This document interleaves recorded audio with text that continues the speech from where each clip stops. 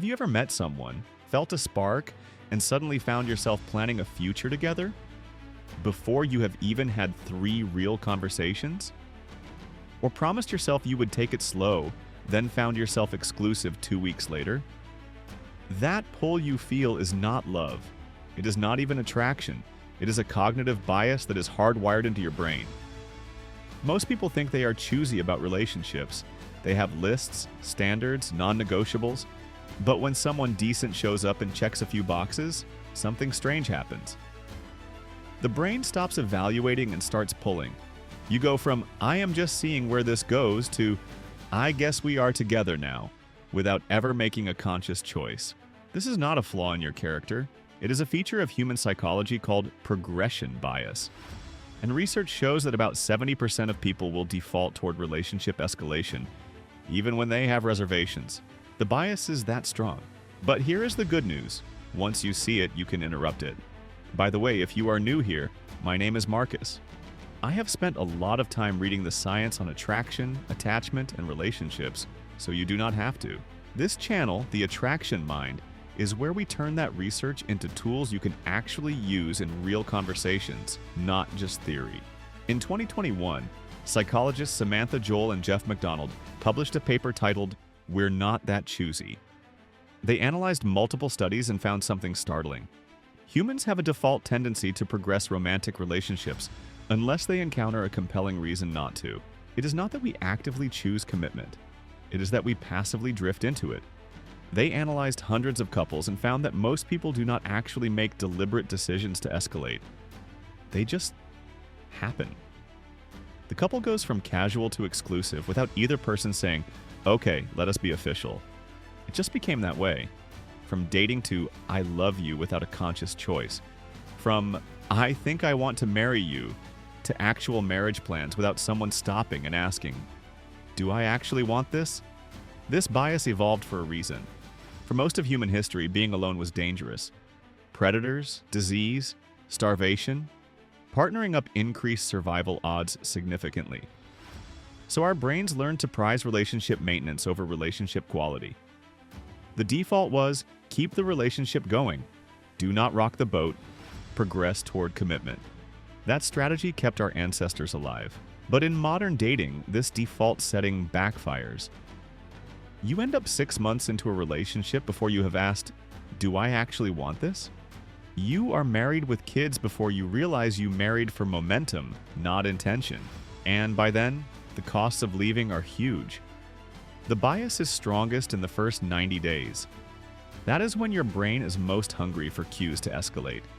During this window, you interpret everything as a sign to move forward. She texts back quickly. That means she likes me. We should get closer. She laughs at my jokes. That means we are compatible. We should be exclusive. She meets my friends. That means we are serious. We should move in together. Every action is reframed as a signal to escalate. But after 90 days, those neurochemicals settle. You see the person more clearly. And that is when many people wake up and think, wait, do I actually want this? Unfortunately, by then you are already committed. Online, you are told to just go with the flow and let things happen naturally. But what that really means is, let your progression bias take over. Let the default path unfold. Let the apps and your chemistry and your loneliness make the decision for you. And most people do exactly that. Meet Sarah, not her real name, but her pattern is common. Sarah downloaded a dating app with a clear goal. I want to take things slow this time. I want to know someone before I commit. She matched with someone decent. They texted, they met. He was nice enough. By week 3, she had disabled her profile. By week 6, they were exclusive. By week 8, she realized they had nothing in common. But breaking up felt like failing, so she stayed another 4 months before ending it. Sarah's story is not about bad judgment. It is about progression bias plus app design. Research on choice overload shows that after 12 options, decision quality drops sharply. But dating apps show you hundreds. Your brain does not choose better. It gives up and defaults to good enough. This is not weakness, it is neurobiology. And the apps know it. When you are overwhelmed by options, your brain abandons the evaluation process. It stops asking, is this right for me? and starts asking, is this person good enough? There is a huge difference. The first question is about intention. The second is about settling. And settling plus progression bias equals a relationship you never consciously chose. So where does that leave us? The progression bias wants you to drift. The apps want you to drift. Your loneliness wants you to drift. But your future self, the one who is married to someone you drifted toward instead of choosing, wants you to stop. Relationships should be chosen, not drifted into.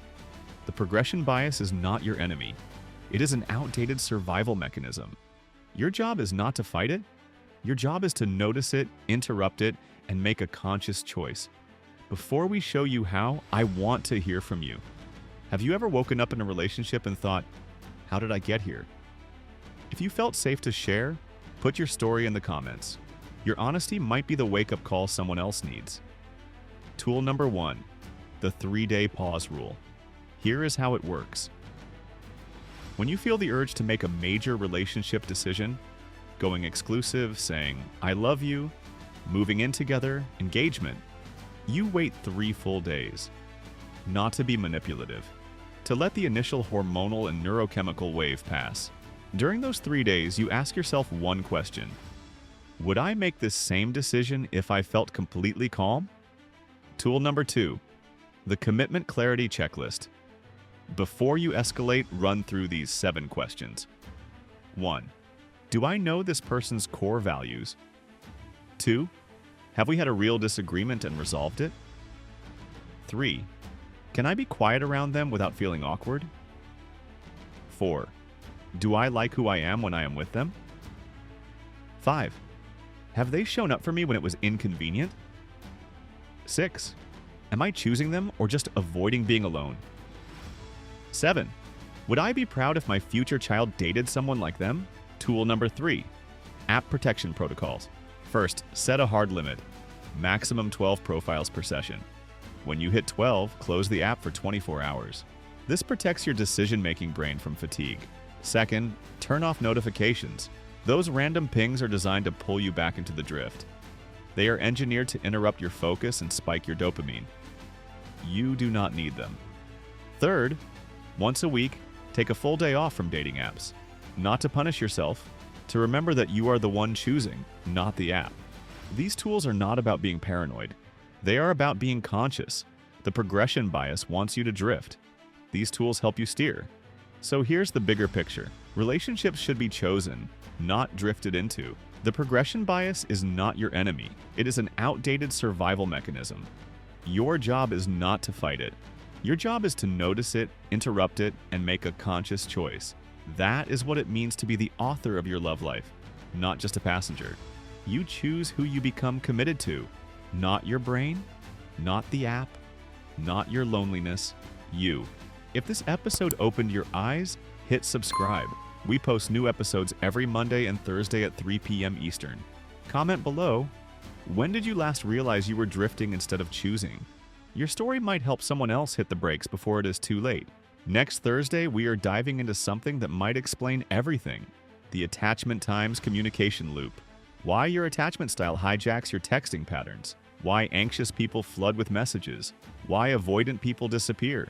And how to interrupt the loop.